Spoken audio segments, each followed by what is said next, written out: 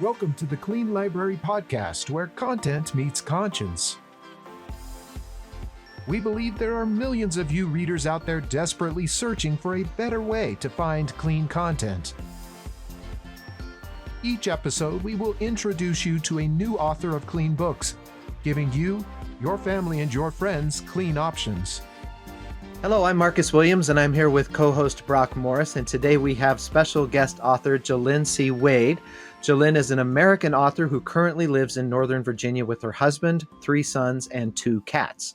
Married to a military man, she has had the great opportunity to move often and fall in love with people of all walks of life. Her works merge multiple genres, featuring elements of historical fiction, romance, fantasy, and adventure. She has been a public educator, specifically a teacher of the deaf and hard of hearing most of her career, but has dabbled in creative writing her entire life. Outside of writing, JC also enjoys gardening, painting, kayaking, and spending quality time with her family. Welcome, JC. Thank you so much for being on the show with us today. Thanks for having me. Absolutely. So before we jump into getting to know you, we've got to go over your 2 truths and a lie, and I'll remind our audience with this is scorekeeper Steve. And I had an opportunity last week because I did an interview myself to catch up, and of course I did not. So we're still stuck at Brock 9 and Marcus 5. So let's go through them, and maybe today I'll finally start my much anticipated comeback. Maybe. Okay, number 1. I was once interviewed by a local television network in full Harry Potter cosplay. Number 2, my to-be-read pile is rounding the 200s. And number 3, I was roped into becoming a Washington, D.C. Fox 5 GTV news anchor for a year in an effort to promote my books. So interview in Harry Potter cosplay, to-be-read pile up around the 200s, or roped into becoming a news anchor for a year on Fox 5. All right, we'll see if we can figure those out as we go.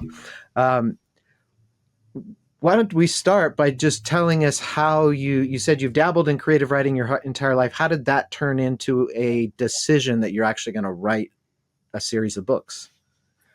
Well, it's kind of divine intervention in a way. So years ago, my husband, when Obama was president, he lost his job in the Army. Basically, he was full-time Army National Guardsman, but the camp that he was working at, Camp Shelby in Mississippi, was shut down. So we were without a job, and I was a teacher, and we had 2 little babies, and we didn't know what to do. So I was doing everything that I could to supplement our income. I was teaching.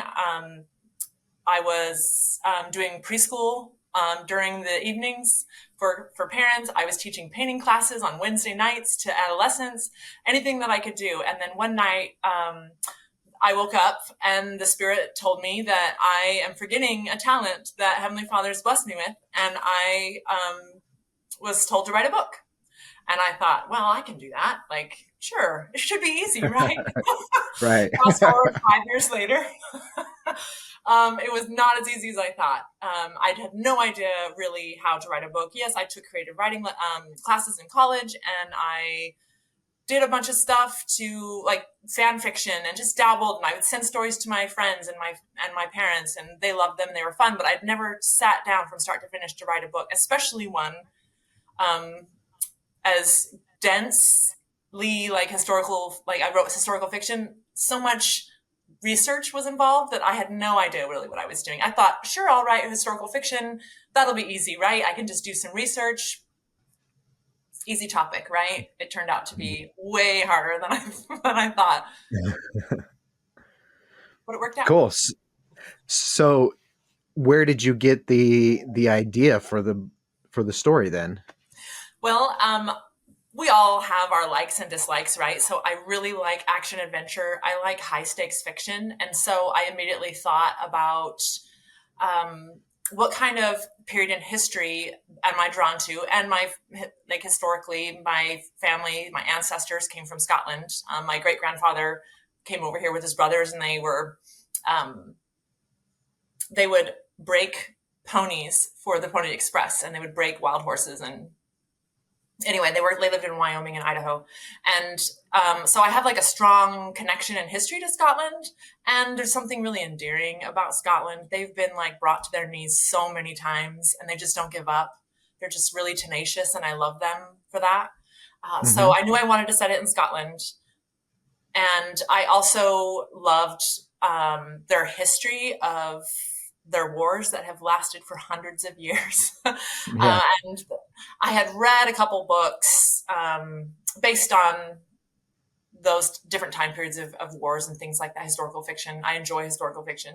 And there's nothing more high stakes than your life is on the line, right? So I thought, okay, I'm just going to choose one of the wars Uh-huh. and we'll go from there. And so I chose the first wars of Scottish history, or Scottish independence, excuse me. So set during like the 1300s. I'm sorry, Hmm. the 13th century, 1296, 1297, around there, when King Yeah. Edward sacks Berwick and takes Scotland for his own. So there's nothing more high stakes than that. Yeah. Cool. And funny enough, I was before this podcast was even an idea, I actually read your prequel and book number 1 in your series, and I happened to be driving through Carlisle up into Scotland at the time I was listening, That which is is so where cool. your book, yeah, where your book takes place. So I think it gave it like an added, it brought it to life even more because I was actually there when I was reading it, so it was really cool. That is But cool. so have you had a chance to do any book research or travel to Scotland as part of your writing? I haven't been able to travel to Scotland yet. My husband keeps promising me that he'll take me. But things keep happening. Our basement flooded. Like, just things just keep happening. So it keeps getting postponed. That's okay. I'm okay. Yeah. All of my research came from books. And Hmm. I actually have some relatives over there, and I would talk to them and ask them. At the beginning of the book, there's a conversation between two servants, and their dialect is very strange. And my Yeah. distant cousin over there helped me write it. She said, because I had written it in a different way, and she says, "No, no, no, you sound like somebody from the South, like where my husband lives." And she's like, Hmm. "This is how they would say it." And I was like, "Okay." So to me, it sounds so strange, but she helped me with that, so that was cool. Having That's connections. awesome. Yeah, absolutely. So in this journey, is there something like your present self would advice you would give you wish you would have known starting out that would have helped? Oh, so much, so much. So I didn't know what I was doing, right? So I wrote the end, and I didn't know what to do at that point. I didn't know how to query an agent. I didn't know how to get an editor. I knew nothing. So I went online and I shopped. I just typed in, "I've written a book. Now what?" And Hmm. if I could go back, I would tell myself to just be patient and wait and not pull the trigger too fast, because I ended up signing with a hybrid publisher, which wasn't good. I'm not gonna. It doesn't matter who I signed with. I'm not gonna say, but Yeah. they they were not helpful.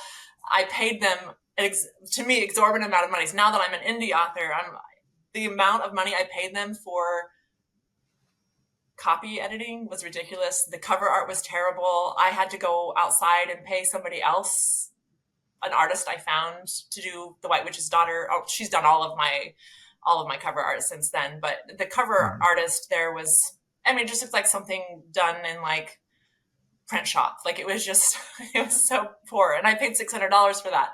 And then, Yeah. all these things that they nickled and dined me for, and I didn't know any better. And then after it was published, and it did really well, surprisingly well for a first book, and they were taking like 60% of my royalties, and I was like, What am I paying you for?" So after a year with them, my contract ended, and they asked me to re-up my contract, and I said, "You know what? I'm gonna learn how to do everything on my own." So I wish I could go back and just tell myself, just wait, do research research some more. There's no rush, there's no hurry, um, and learn how to do it yourself, because it was so much cheaper. Yeah. That sounds a lot. Would you consider them a vanity press? Yes, for sure. Yeah. And Okay. I didn't stay away from those. If you have to pay, I thought it was like one-stop shopping, right? So like I can go to one place and they'll do all of these wonderful things for me that I don't know how to do. And it sold me. I was like, that's perfect. That's exactly what I need. No, it wasn't. It was not exactly what I needed. So beware Yeah. of vanity presses. Yeah. And for people who aren't aware, essentially they, the traditional publishing model is the publisher pays you and then does all the work. Then the vanity model is you pay them and then they still take royalties. And then there is an in between that I think is kind of emerging. And I don't know if you have any experience with this, but where they'll basically do a lot of work for you, but then it's your book, you own the rights, you own the royalties and everything. And that's kind of an in between version. So Hmm. it's, Yeah, I yeah, have researched because that. My uncle wrote a book, and he looked at, and I warned him against vanity presses, and I was like, "Don't do what I did." And then he signed with one, and it seems a lot better than the one I signed up with because basically they just did some things and they just kind of washed their hands of it and said, "Okay, it's yours," which is nice. And it was a yeah, lot less expensive too for him.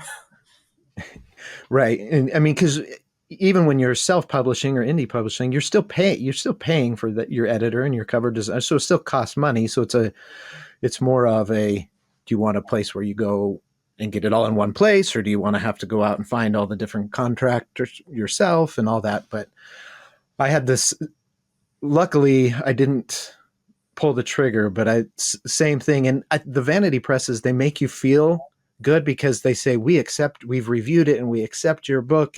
So you feel like it's a real publisher saying, we like your book and we want to move forward, when really they accept almost every book, anyone willing to pay them.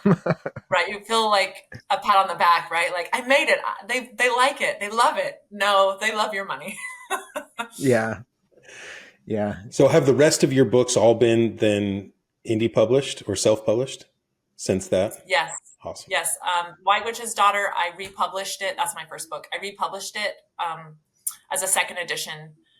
And then The Conjuring of Valor, A Storm Summoned, and Winter's Handmaiden have all been indie published. So Winter's Handmaiden, was that just recently released? Yes, it was released in April of this year. So, and I've been overwhelmed with the response. It's been really nice because, when you're a debut author, your debut book, it's crickets. Nobody knows who you are and people don't really want to take a chance. And I worked really hard with marketing for the first 2 years and I got a little bit of a following, right? I went through my newsletter and things. It's been really helpful doing that. It was slow growing, and using Mm-hmm. social media constantly every day to try to promote yourself is tiring, but it does pay off in the end. I've been a slow grower, which is fine with me because I want Yeah. real people. I want my real fans, right? I don't want just anybody just joining just because. Right. So Winter's Handmaiden has had a overwhelming response for me just because I think of the legwork that I've done for the last 2 years trying to get my name out there, which is hard. Yeah. What have you found to be the most successful avenue of marketing?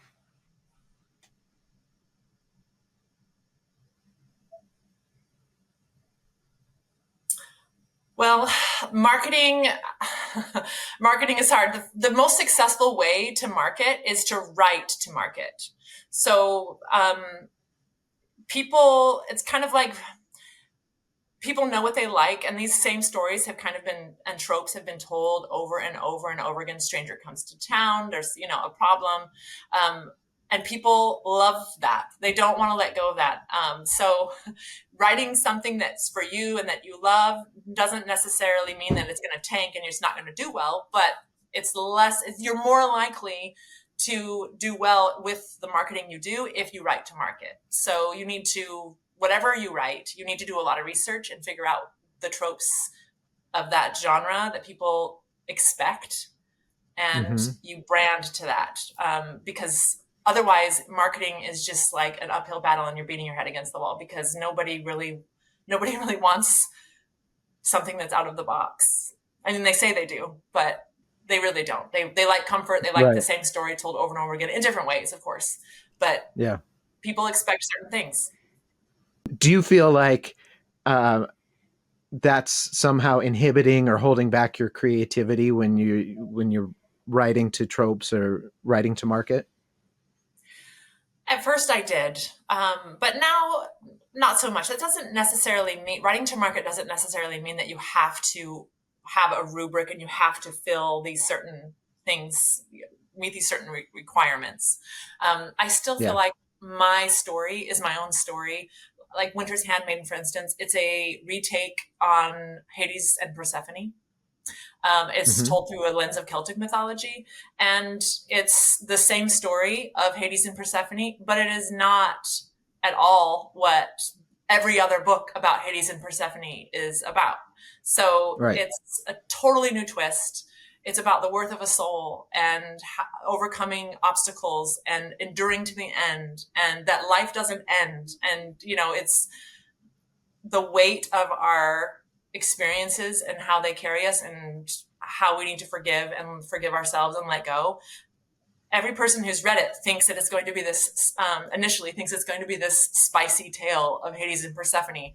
And then when they read it, even people who were expecting that are leaving great reviews like, this is not what I expected. I'm so glad that I read this book. Highly recommend. So that's great praise. So while their same tropes of Hades and Persephone are in the book, it's a completely different take. So I was able to use my own ideas and creativity using that story, and it's still doing really well. That's awesome. So, speaking of spice, at some point you decided to keep your books clean. And how did that decision happen for you, or was it natural, or how did that all come about?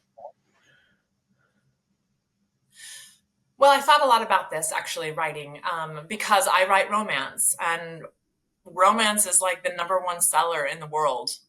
People love romance. They love the Hmm. happy ending. They love the feelings that it evokes.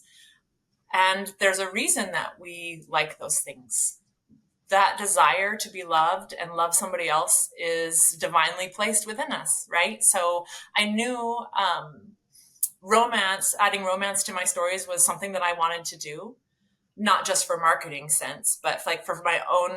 That's just something that I like. I like to read romance, and Yeah. there's nothing wrong with intimacy between and within certain parameters. But I have read so many books where it's a great story, and then you run into this spice that's like vomit. Like it's just so graphic, and that's not what I don't think that's really what readers want. At least most readers want the intimacy, and they want connection, and they want what real romance is. It's a different kind of love, different from the worldly love that we're all searching for, like what we aspire to in our marriages, in our relationships with our family. Like the intimacy, the level of intimacy, emotional intimacy was really important to me.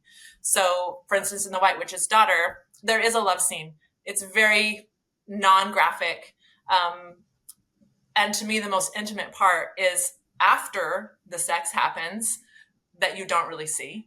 There is a really long conversation that the husband and the wife have together afterwards, and that to me is more intimate than the act. The conversation that they have, opening up, sharing their feelings, sharing their ideas, that was to me way more intimate and a representation of what a good relationship looks like than just sex for sex. So that's Yeah. what I wanted. I knew I wanted to add it, but I wanted to show what I feel like it should be. Yeah. And do you feel Yeah. That makes like sense. the market and your readers have responded in kind to that they've sort of embraced the fact that it doesn't have that, and that you're connecting more with the emotional intimacy components and all other aspects? Has that been the response you felt?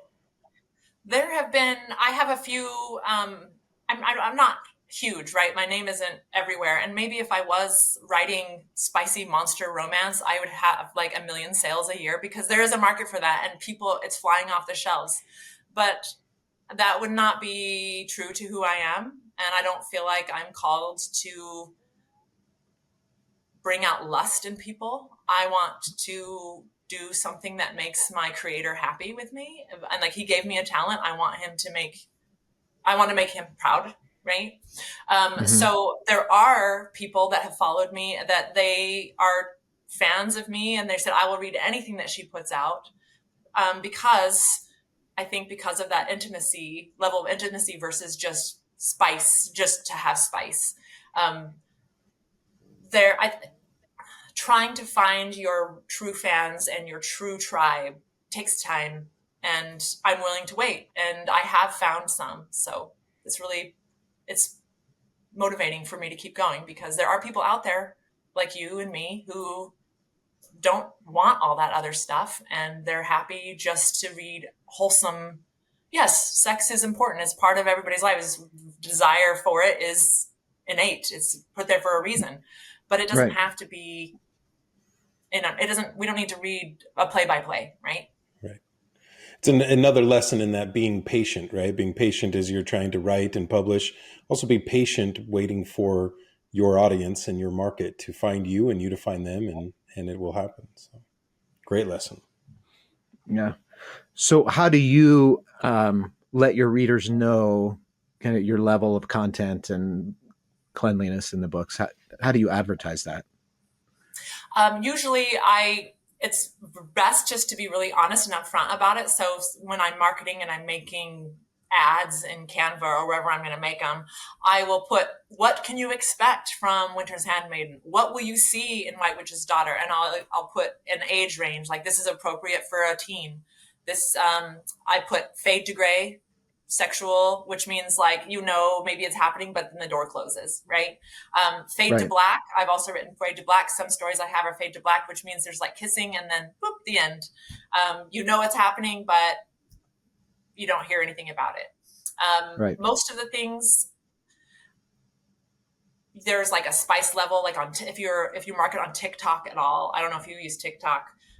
If you're marketing on Book Talk, you put like peppers, and there's like out of 5, you can put how many peppers there is. Like mine's like half a pepper, right? Like, so I'll be like, no, like not spicy, non-spicy, clean romance in your hashtags.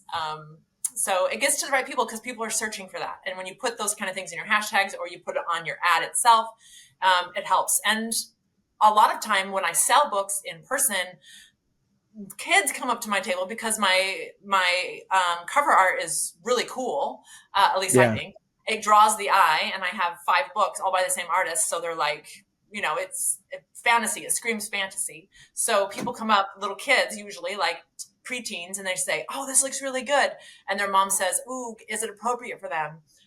Only one time did I have one person say, "Oh, it's not spicy. I don't want it." So that was just one time. And everybody else has been like, yeah, that sounds like a really good story. I don't really think that most people are in it for spice. I think most people want a good story. That's what I think. Mhm.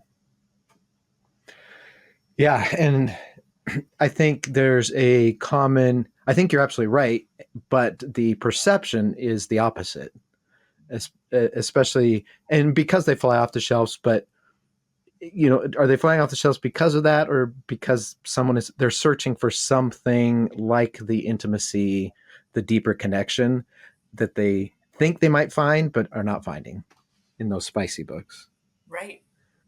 Yeah. People want that level of intimacy. They want to create that in their mind or in their real lives. And people like to escape to books. I do.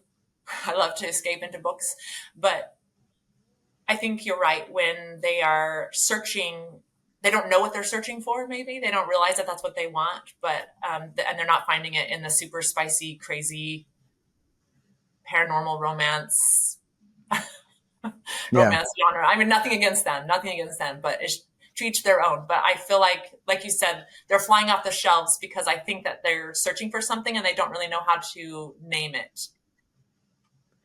So how do we flip the script so that the clean books are the ones flying off the shelves? How do we make that happen? I think we need to have more conversations like we're having now. And I, people need to review books. When people find books that are clean and good, and they like touch something within them, like I'm not a big reviewer, and especially now that I'm an author, like I feel like I can't review, because I don't want people might know that I'm an author if I leave a review, and they'll say, and they come back against me because, oh, don't read her books because she's a jerk. And so Yeah. I've just kind of stepped back from leaving reviews. But usually, if I loved a book, 5 stars, I'll go and review it. Mm-hmm. I really feel like people need to be more explicit in what they loved about a book. And that's hard to do sometimes. Sometimes you, like, as a reader, you're like, I don't know what it was about this, but I just love these characters.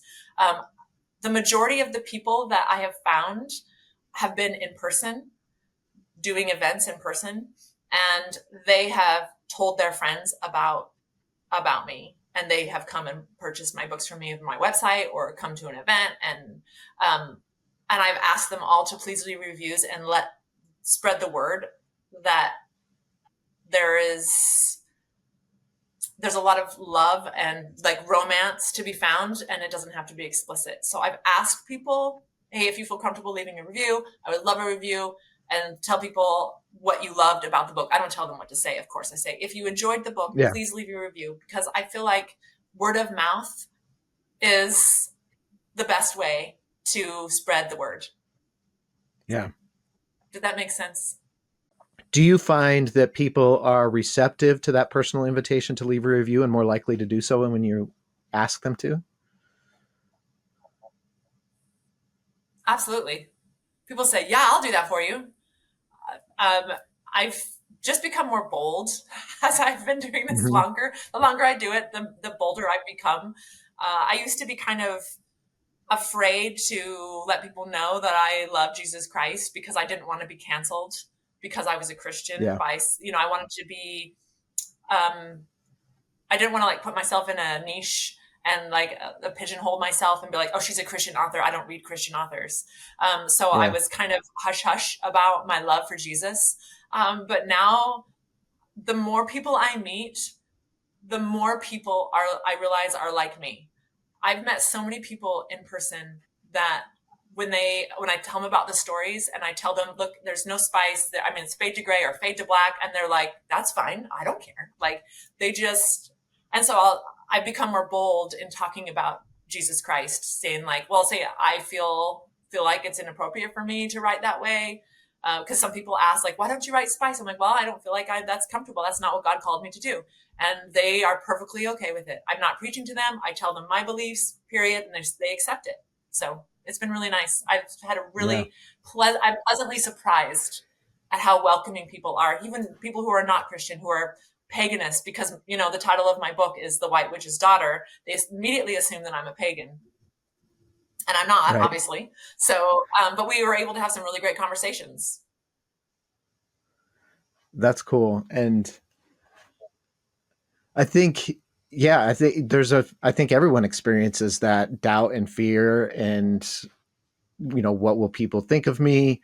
But I've had the same experience that there a lot of people out there have a belief in something bigger, whether they're Christian or someone else, and they totally like the answer. Sometimes I'll feel weird saying, well, I just felt like this is what I was supposed to do, or I felt the Spirit tell me to do this. And you feel like, if I say that, is someone going to think I'm crazy? And they totally understand because they've had those experiences in their life as well. And even if they maybe didn't know how to articulate it or didn't know what it was, that totally resonates. It's like, yes, that's a valid reason to make decisions and to do things. Mm-hmm. Yeah, that's very cool. Have you jumped into audiobooks yet with your series?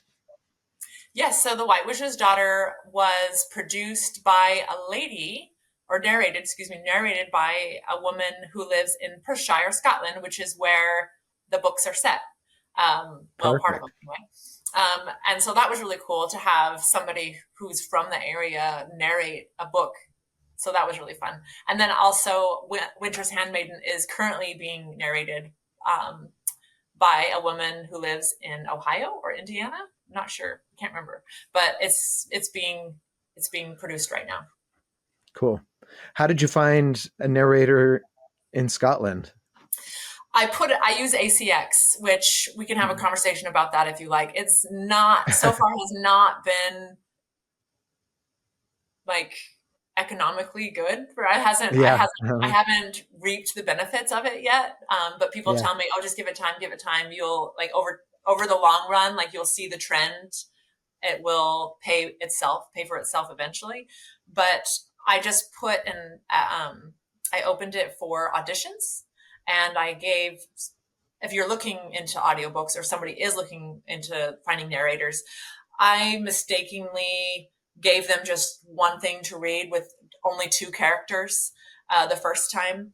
And so I didn't get a broad range of what the narrator could do. So if you are thinking Yeah. about going into audiobooks, ask the narrator who's auditioning to read multiple pieces of scripts using from different characters and different perspectives, and so you can see what they can do.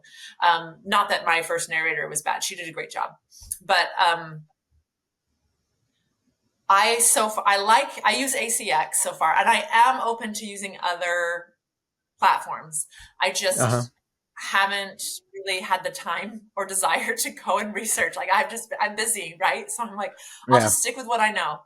Stick with what I know and just go with that, even though there's probably more available to me and maybe at different prices. But I just stuck with what I did before because I knew what to expect and I knew it was coming. So I just Yeah. stayed with that. But I mean, it's an adventure in and of itself. Yeah. Well, and ACX, for all its faults, is a place that it's full service. It connects narrators and authors. It has the audition process, the everything is contained within it, which makes it easy to do, or maybe not easy, but less less work. Right, So, right. and there have been other services that have tried that, and like Find Away Voices did that for a while, but then they got bought out by Spotify, and now they just do the production side. They don't do the audition side. So it's hard to, especially when you're out there trying to find someone in the world who can do this book for you. It has a lot there, but we've talked a lot about just even the Audible platform itself, and the business model for it, and like there's a lot wrong with that model, even though it's still the biggest one out there. So Right. Yeah. And that's one everybody knows, right? yeah, and it's interesting to me just on the consumer side of Audible, the pay for credit. It just seems in a world of streaming, unlimited streaming for everything else, where Audible is still a points based system, and yeah, it's just weird that you can go to Netflix and watch anything you want, but you go to Audible, you only get one or two books per month or whatever it is. It's weird that that's the way the book market is when we're so used to streaming everything else. As you're writing and going through your writing process of scenes, do you find it, this is an interesting topic we've talked to others about, do you find it difficult to paint to the imagery of a scene, um, in a way that's clean, with using clean language? You're maybe describing a battle scene or a love scene or whatever. Do you find it more difficult trying to keep it clean rather than not?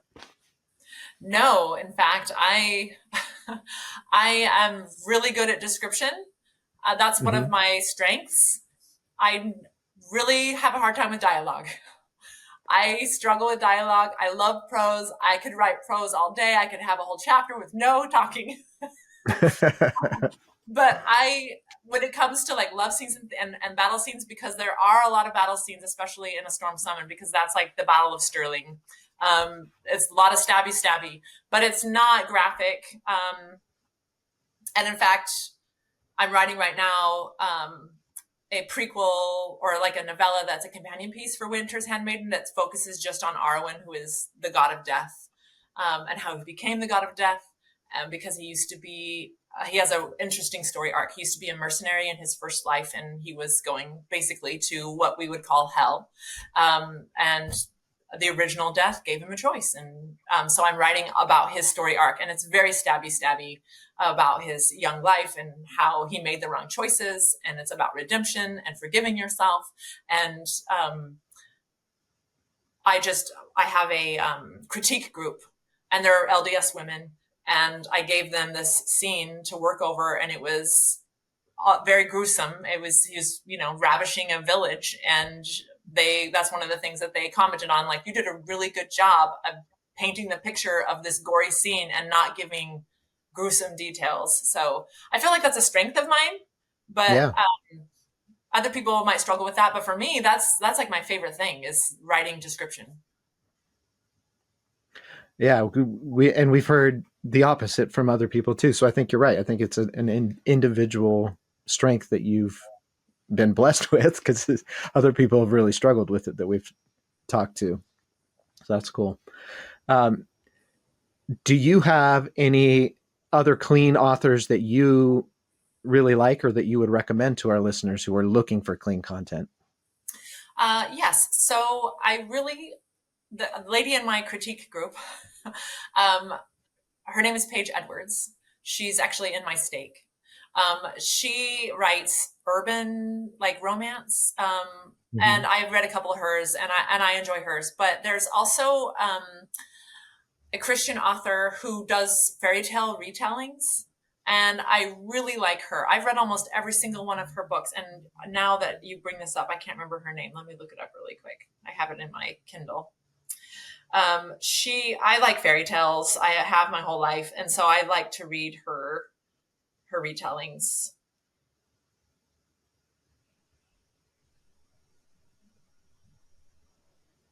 Sorry.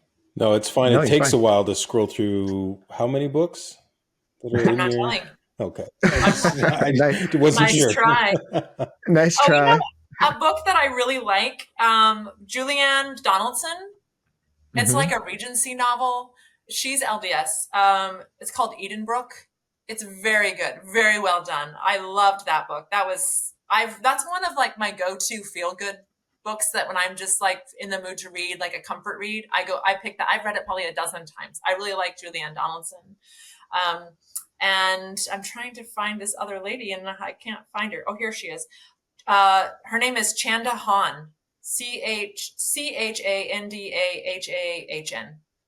Chanda Han. I really like her. Awesome.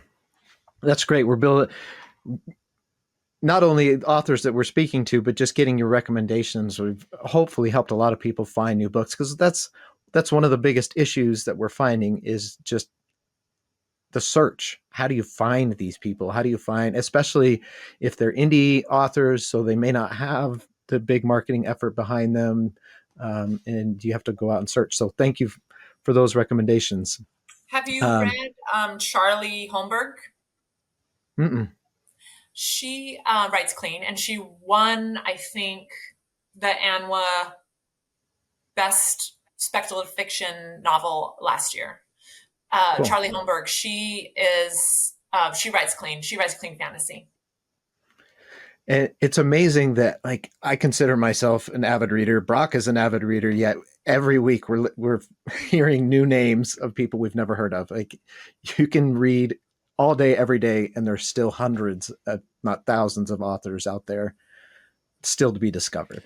Every time we interview an author, I'm like, I feel guilty that I haven't read their books yet, and oftentimes it's a series or it's more, and I'm like, man, my list to read is growing up to that 200 mark and beyond. And there's always Brandon Sanderson. Yeah, He so reads clean.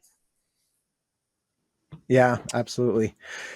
And I mean, and he's one of the greatest examples of that there's a marketplace for clean that goes beyond any kind of faith-based book, or it just that is loved by a wide audience worldwide. I mean, he's a master storyteller, but he's a great, if you need market proof, Right. He's a great one for that. He's what we all aspire to, right? We want to be like that. But I mean, there's millions of books. There's millions of books. So like you said, like, I'm an avid reader. I read lots of books every year. Like, I'm not going to tell you how many I read a year, but I read a lot of books every year. And I'm discovering new authors all the time. And there's a lot of, now that indie game has changed everything. there are so many indie authors out there who write clean that I don't even know that they're there. Like, I don't even know that they exist until I like recommend it by somebody else, word of mouth again. Right. Like, there's millions of books out there. Yeah. Yeah. So hopefully we're at least bringing some, and, or if not that, just that recognition and acknowledgement that they're out there. The books you're wanting to read are out there. You just have to search for them. And hopefully that improves the ability to search for them, and the ability to find them improves over time. And this effort, I hope, does that. But speaking of your to be read pile, we need to get back to our two truths and a lie. So let me remind everyone, number one, I was once interviewed by a local television network in full Harry Potter cosplay. Number two, my to be read pile is rounding the 200s. And number three, I was roped into becoming a Washington, D.C. Fox 5 GTV news anchor for a year in an effort to promote my books. So, Brock, what do you think? You tried to get a little bit out of it. And it didn't get me anywhere. So let's see. I think number three is pretty specific. So I think that's potentially a truth. And even though you didn't give me any hint, I feel like 200 is not out of the realm of potential list as an author of things to read. So I'm going to go with number one. Maybe you were interviewed by a network while you were wearing some Harry Potter gear, but I guess it depends on how you define full cosplay dress. But I'm going to say that's the lie. Okay, so then I will go with number three as the lie, being an anchor for a year. So You're both wrong. oh. So what is it, rounding thousands? No, it's at the 100 mark. It's only Okay. 100. Yeah, because I'm very picky about what I put on my list, because I want it to be clean, and I'm specific about what I want to read. So I am careful. So when people recommend books to me, I will go research them and say, I don't think that's for me. So Yeah. All right. And I was trying to look at that rounding the 200s, and I was like, okay, she's not being specific. So I guess she could give some room for error, and that could be true. But yeah, we're off enough. Well, those are so you were a news anchor for a year promoting. Yes, it was a total gimmick. I had this guy, a news anchor, I was at an author event, and this news anchor came and he was like, can I interview you on Fox 5? And I was like, I've made it. Yes. Because I live in like Northern Virginia, the DC area. There's like 5 million viewers, right? Yeah. GTV was the global television network. So the only people that watched it are like people that from Afghanistan and India. And they don't want to read my books. But they said, hey, why don't you become an anchor? Before I knew all this, they're like, hey, if you become an anchor and do a spotlight, they asked me to do a teaching moment spotlight because I'm a teacher, and I would talk about parental rights and the educational system, things like that, especially when it comes to special education. So I did a spotlight every month for a year, and I had to pay them to air it. And I never got to talk about my books. But way to lean in on a potential opportunity, regardless of how it turned out. You were gung ho at least. So it was a waste of money as far as marketing went, but hopefully I helped some parents out there. Yeah, you never know. Somebody, yeah. Well, we stay at our score, so I didn't fall further behind, which is good. So I'll take it. But thank you so much for being on the show today. We've had a lot of fun. It's been a great conversation. We really appreciate your time and for being there. And for all of you listeners out there, please share. Like we talked about, word of mouth is so important for books. It's also for the podcast as well. So please tell your friends, tell your family, let them know that this podcast is out there and exists. And we really appreciate you listening. And we will catch you next time on the Clean Library Podcast.